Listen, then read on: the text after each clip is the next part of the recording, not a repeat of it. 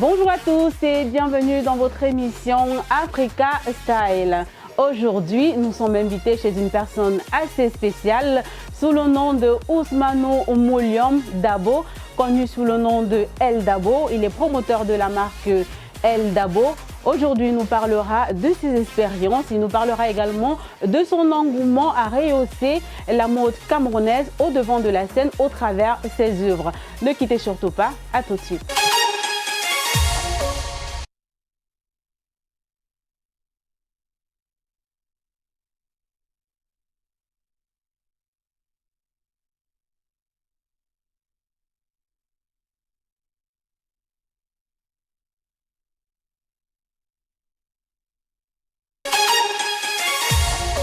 Quand vous arrivez à El Dabo, bien évidemment, nous avons le secrétariat, c'est-à-dire la réception, qui va vous recevoir, vous poser toutes les questions relatives à ce que vous voulez, au paiement. Et si vous voulez rencontrer, bien évidemment, le boss, vous allez le rencontrer à travers la secrétaire que je suis. Je pense que le boss est là, donc... Monsieur? D'accord, il est là. Vous pouvez entrer. D'accord. Bonjour. Bonjour El Dabo. Vous allez bien? Merci. Bien installé dans votre bureau? Merci. Voilà, tout se passe bien. Je suis en compagnie de votre secrétaire, assistante de direction, voilà, qui nous fait savoir ce que c'est que El Dabo. Elle va vous présenter parce que la société. D'accord. D'accord. Donc, quand on termine avec le bureau du boss, je vais vous faire voir... c'est vrai que c'est un peu spécial pour vous. Je vais vous faire voir l'atelier. D'accord. Donc, on va monter. On va monter. Où se passe le travail? Où se passe tout le travail. Oui. Mais je vais laisser le soin à notre chef d'atelier de vous présenter les différents matériels que nous retrouvons ici. Voilà, Ascar, tu t'appelles chef d'atelier. Oui. Tu me feras le soin de nous présenter ton atelier avec toute ton équipe. Comment se passe le travail chez El Dabo? En fait, ici, le travail, c'est comme une clinique, quoi. Oui. On travaille les vêtements ici comme si on faisait peut-être, on prenait soin des patients qui étaient souffrants. On a commencé ici, à la machine de suffilage, le docteur Yacouba Dabo. C'est D'accord. l'international, c'est lui qui touche les suffilages. Kaiti, le suffilage, là, c'est vraiment très serré, c'est bien fin. Il s'occupe des finitions. Des finitions, exactement, du suffilage, des finitions.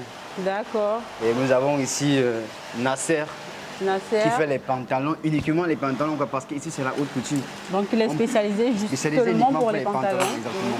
Donc celui qui sort les pantalons, monsieur ici, pantalons corde sophistiqués et extra, quoi. D'accord.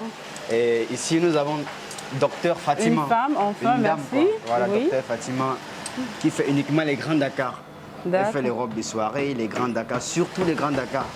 Mais grands Dakar camerounais, hein. En général, quoi. Docteur en Broderie, couture, bien sûr. En couture. Voilà. Et ici, on a le génie, Le Habil. génie. Habil, qui nous font les styles sénateurs, les créations camerounais, nigériens, burkinabés, en fait tout. Les quoi. designs. Les designs, voilà. Voilà. Il crée beaucoup de designs, Habil. Fait plus des styles sénateurs. Habil est plutôt concentré sur son Concentré, il travail. est concentré sur son Bonjour. travail. Il est très, très concentré. Oui, Et ici, voilà. on a le parrain.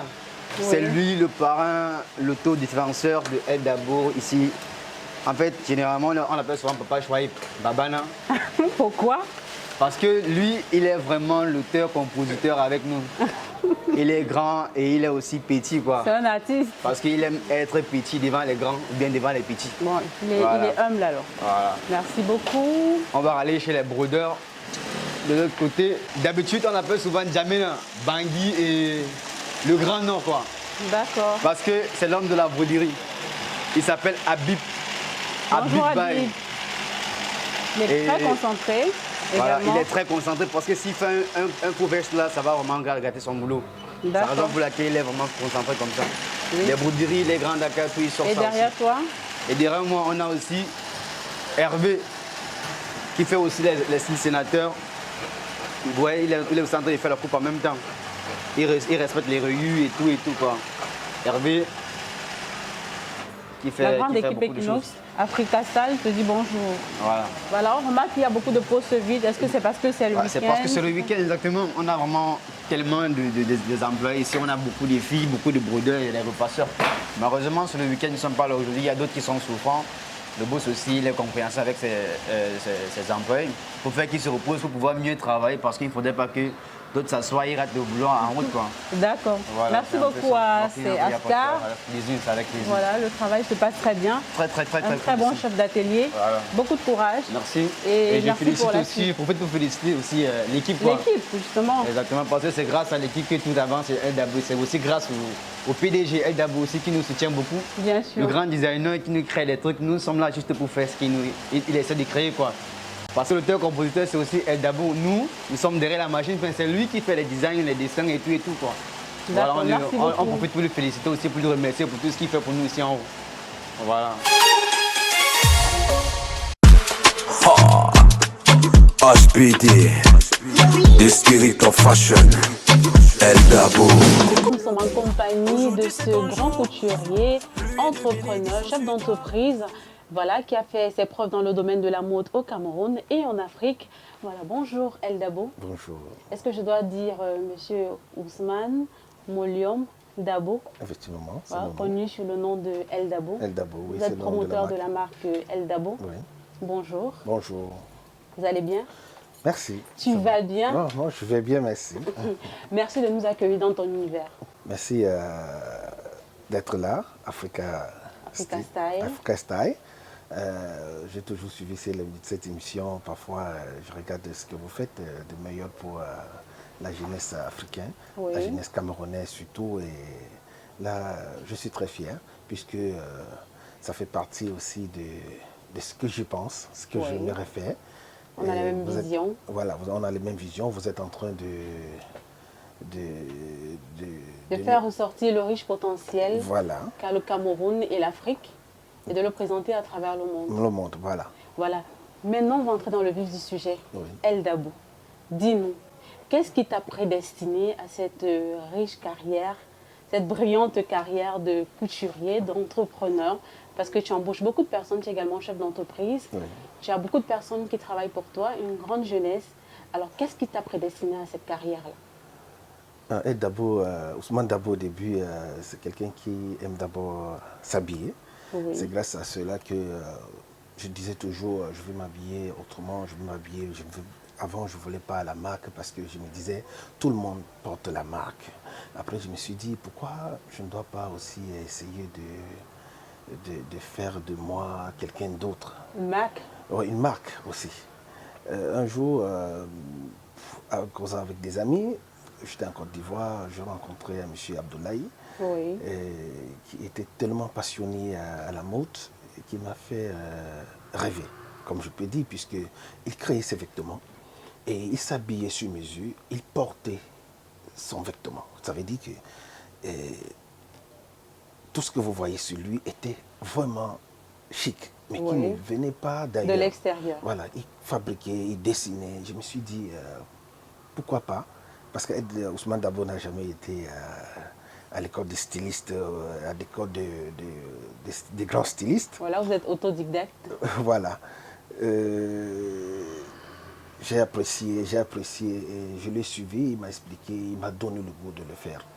Et je suis revenu au Cameroun 2 ans après, je suis allé en Côte d'Ivoire pour la quête de ce savoir et voilà pourquoi. Et quand j'y ai pensé, j'ai pensé que ça ne doit pas limiter seulement la couture ivoirienne, puisque en Côte d'Ivoire, on me disait toujours, au Cameroun, vous n'avez pas de couture. Quelle est la couture camerounaise? Là, c'était un peu... Alors qu'on a un riche patrimoine voilà, culturel. Voilà. Il fallait juste faire ressortir cela Voilà. à travers des créations, Oui. comme vous l'avez fait. Oui. Je suis quitté de là. Je suis allé au Nigeria. J'ai rencontré aussi un grand styliste au nom de Shibadou, Oui. qui a accepté de m'accueillir pour qu'on essaye de faire quelque chose ensemble. Je fais près de 4 mois chez lui pour essayer aussi de voir, bon, pour dire mieux, de tricher, quel genre de touche il avait aussi. Grâce à cette occasion, je suis même allé même jusqu'au Bénin. Oui. Pour quelques styles de gandois, pour essayer de changer le style de gandois camerounais. Essayer de faire quelque chose pour le Cameroun, parce qu'on ne devait pas faire la même chose. Il est bien sûr, on est africain, on aimerait porter africain, mais chacun au Cameroun a d'abord ses tribunes. aussi en plus une histoire de marque camerounais. Oui, vous êtes allé de l'autre côté pour prendre un peu de connaissances et ramener au Cameroun voilà. pour pouvoir faire différemment. Différemment. Pas pouvoir imiter, mais faire différemment. Mais dès que je suis rentré au Cameroun, j'ai vu qu'au Cameroun aussi, il y a pas mal de couturiers qui faisaient aussi plus bien, même Oui. que l'extérieur. Mais on avait besoin de quelque chose, la finesse, d'accepter. Parce qu'on s'est dit que beaucoup, ils entrent dans ces métiers pas par passion. Et c'est là où ça cause beaucoup de problèmes. Justement, j'allais poser la question. Il y a beaucoup d'entrepreneurs qui investissent dans le textile et dans ce milieu-là qui est la mode. Oui. Est-ce que c'est parce qu'il y a une certaine rentabilité? Est-ce que c'est rentable? Ou alors c'est pour autre chose, je ne sais pas. Beaucoup, puisqu'ils n'ont pas de passion parfois de le faire. Parce que moi, j'ai d'abord aimé ce que je fais. Donc il faut être passionné Voilà, d'abord. il faut être passionné, surtout ce qui concerne la mode. Il faut investir beaucoup de temps. Beaucoup de gens commencent, ils arrivent même au bout, mais ils ne lâchent pas là parce qu'ils se disent que c'est seulement avec de l'argent qu'on peut s'avancer. Alors que le bienfait peut t'ouvrir beaucoup de portes. Bien sûr. Voilà, il suffit seulement de travailler avec passion, Avec passion, aimer ce qu'on fait aimer ce qu'on fait. et le reste suivre. Voilà, et on a aussi plus de parents, comme je disais, qui passent le temps à dire comme toi, avec l'école, ça ne va pas, je vais t'envoyer à la couture. Tu vois un peu. Ouais, il y a beaucoup de stéréotypes. Il y a beaucoup de personnes qui pensent que la couture, c'est pour ceux-là qui n'ont pas réussi. Qui n'ont pas réussi, voilà. C'est une grande école, c'est un métier. Voilà, alors que C'est un grand métier qui nourrit son homme. Voilà, et là, c'est ça. Mais il faut qu'on essaye de les éduquer, de les faire comprendre que la couture, c'est très vaste. Et c'est aussi plus pour l'avenir du Cameroun. Et quand j'étais en Côte d'Ivoire ou non, j'étais au Lomé, je regardais un peu ce que les gens font de la couture. Ils ont construit, ils ont fait de meilleures qualités de choses. C'est extraordinaire.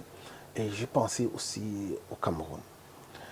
Et penser au Cameroun, ce n'était pas seulement d'être plus meilleur que les autres. Non. Non, je suis là essayer pour former, pour partager le savoir que je suis allé prendre de l'autre côté. Pour que j'aimerais pas, pourquoi? J'ai dit même au ministre du Transport, j'aimerais qu'on a des rues de couturiers. Aussi, comme j'ai vu à Trècheville, en Côte d'Ivoire, j'aimerais qu'on a des rues de couturiers. C'est pas seulement El Dabo. Mais et qu'est-ce qu'il faut faire?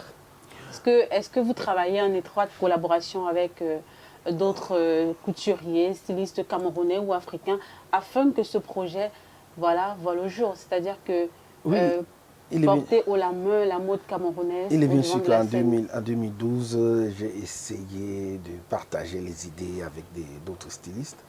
Mais j'ai vu que c'était déjà des grands stylistes, comme je peux dire. Il me fallait plutôt essayer de former. De former. Ceux qui ont la passion de la couture, de les former, de les montrer ce que c'est que la couture, la finesse, d'essayer d'aller avec eux, puisque des couturiers au Cameroun, il y en a des génies. Il y en a des génies parmi eux, mais la manière de les encadrer, c'est ça qui crée des problèmes. Voilà pourquoi j'essaye de mettre sur pied une école qui doit former 300 personnes par an. Oui, pour essayer de les subventionner, pour qu'on soit ensemble, pas que El Dabo. Ils vont créer leur boutique, leur entreprise, mais pour qu'on fait de la même façon. Pour qu'au moins l'international, le Nigeria, parce que j'entends souvent des gens dire « Tu peux au Bénin? Pardon, achète-moi un boubou. » Alors que ça se fait au Cameroun. Au Cameroun, voilà. Tout peut se faire. Tout peut se faire au Cameroun. On peut fabriquer des boubous avec les pagnes locaux également. J'allais en venir. Voilà. Quand, dans l'exercice de ton art, quel tissu tu utilises pour mettre en exergue ton savoir-faire? D'abord, j'aime tout ce qui est national. D'abord, je vais commencer par Sikam. J'aime sans publicité. J'aime tout ce qui est camerounais d'abord. Parce que moi, qu'est-ce que je pense? J'aimerais faire des tissus camerounais quelque chose de meilleur. D'abord, bon, puisque nous n'avons pas de meilleure qualité, nous avons des nobles, bien sûr. On a le Togo. On a le Togo, oui. Nous n'avons pas de toutes les qualités. Et des gens comme des Africains, c'est aujourd'hui qui sont en train de comprendre Se redécouvrir. voilà, qu'il faut vraiment Faut valoriser s'habiller, nos tissus, notre tissu, nos voilà. tissus locaux. Je trouve aussi, je travaille aussi avec des tissus de l'autre côté. Je travaille aussi plus avec aussi des tissus comme Super 100, comme vous voyez, qui sont de l'extérieur pour des vestes. Donc même comme on essaie de faire des 2 pièces El Dabo. Oui. Ouais, les 2 pièces El Dabo, c'est un peu ce que C'est très joli. je porte. Tout comme ce que je porte Voilà, également. voilà. Très joli, c'est-à-dire que les hommes, tout comme les femmes, peuvent trouver leur compte. Mais est-ce que El Dabo, les créations de El Dabo sont à la bourse de tous les Camerounais ou à la portée de tous les Camerounais? Est-ce que El Dabo peut habiller tous les Camerounais? Est-ce que tout le monde peut se permettre de venir chez El Dabo? Et je ne sais pas si tu comprends ce que je veux dire. Oui, mais Je je vais répondre prix. du prix, non. Parce que là, quand je dis non, c'est pas parce que je suis tellement cher en couture, c'est plus parce que ce que j'utilise comme matériel me conditionne de faire quelque chose de meilleur. Oui. Par exemple, vous ne pouvez pas me dire que je vais prendre un cachemire, que j'ai acheté peut-être le mètre à 52 000 francs, Oui. et pour le vendre à 30 000 francs comme les autres. Non, du tout. Ça dépend aussi des matières premières qui nous poussent à pouvoir vendre plus cher. Voilà pourquoi ça essaie de trier des clients. Mais il y a des Camerounais aussi qui s'adaptent parce qu'ils disent que quand c'est cher, c'est mieux. Oui. Voilà, ils disent que quand c'est cher, c'est mieux de prendre deux tissus et pas de prendre 20. Et voilà, ils essayent de Bon, travailler cher, ensemble. quand la qualité y est, je ne pense pas qu'on parlera de cherté. On dira peut-être que c'est coûteux. C'est coûteux, oui. Voilà. Parce que quand la qualité y est et que le travail est bien fait, Voilà, on ne ressent pas tout de suite le coût du prix. évidemment. Bon, voilà. On va parler également de vos voyages. Oui. Voilà, de voyages à travers le monde. Est-ce que lors de vos voyages, est-ce que vous avez participé à des événements grandioses? Si je prends le cas du Shima, qui est par exemple à Niamey, au Niger bien sûr, qui est le Festival international de la mode africaine. Est-ce que vous avez eu à participer à des événements comme ça pour pouvoir... c'est un cas parmi tant d'autres, parmi tant d'événements dans le monde. Il est bien sûr que El Dabo, avec ses principes aussi, je n'ai jamais souhaité Oui. faire des défilés de mode par France, parce que là, ça me donne pas l'occasion de faire ce que je veux faire pour les Camerounais. Parce que El Dabo se place au niveau d'habiller des gens, pas de créer la mode. Ah, ça ne colle pas avec votre vision. Voilà, ça ne colle pas avec ma vision. Puisque on essaie plutôt, je ne suis pas un très grand créateur. Qu'est-ce que je fais? J'apporte plutôt du touche et la qualité de finesse dans le vêtement. D'accord. Voilà, je crée pas, on ne peut pas dire que El Dabo crée des meilleures qualités de mode, puisque je n'ai jamais participé, je n'ai jamais voulu même avoir des défilés de mode du genre un peu, vous voyez, parfois ils ont des manches découpées, mais nous on essaye plutôt d'habiller des personnes, que chacun doit être bien habillé. Oui, doit se sentir dans se son sentir vêtement. à l'aise dans ses Dans son vêtements, vêtement. qui peut même aller au travail, qui peut aller quelque part. C'est pas seulement pour les défilés, pour autre chose. Non, du tout. Donc voilà, on essaie d'habiller. Vous avez vu des grandes marques, ils nous fabriquent des chemises qu'on porte tous les jours, et ils nous fabriquent des vestes que vous portez tous les jours. Il n'a pas besoin de faire des défilés de mode ou autre chose. Mais je ne dis pas non aussi à cela pour des créateurs. Oui. Mais El Dabo ne partage pas ces mêmes visions de faire des défilés de mode, mais on essaye plutôt de regarder la personne, de prendre ses mesures et de faire des vêtements à ses mesures, à sa morphologie surtout. D'accord. Qu'est-ce que vous pensez de ces couturiers, stylistes qui pensent également que la friperie est un frein à l'avancée de la haute couture au Cameroun ou en Afrique? Parlons de l'Afrique, pardon, du Cameroun. Nous ne sommes pas nombreux. La population camerounaise ne peut pas attendre pour porter seulement les habits qui viennent de l'autre côté. Qui viennent de l'autre côté ou non, qui se fabriquent au Cameroun, puisque nous ne sommes pas nombreux. Par exemple, El Dabo se place d'abord. Ce que je fais ces 2 ans passés, c'est juste de donner la confiance à un Camerounais que tu peux aller chez El Dabo le même jour et tu sors tes vêtements. Je me souviens que vous étiez ici hier. J'étais ici hier et voilà, je vous suis êtes très bien habillé, vêtue. Voilà. Donc c'est d'abord ça la confiance. Parce que quand un Camerounais pense de la couture, il se dit, ça va faire 2 ans là-bas, ça va faire 2 mois là-bas, ça va faire... Parce que nos couturiers, ils ont donné l'image de la couture comme si c'est quelque chose qu'on doit attendre longtemps. Voilà pourquoi quand un Camerounais pense de s'habiller quelque part, et Oui, il y a beaucoup qui se disent que voilà, plutôt que d'aller chez un couturier, acheter le tissu, payer pour la couture et que parfois on n'a pas un résultat escompté, vaut mieux aller de l'autre côté, peut-être en friperie, acheter un vêtement ou aller dans un autre magasin, acheter un vêtement. Or, ils se trompent, je pense, parce que en 24 heures, j'ai pu avoir un vêtement aussi joli. Oui. Voilà. Donc, tout est possible chez El Dabo. Voilà. Mais est-ce que chez certains couturiers, c'est pareil? Je ne pense pas. Je ne peux pas en parler parce que...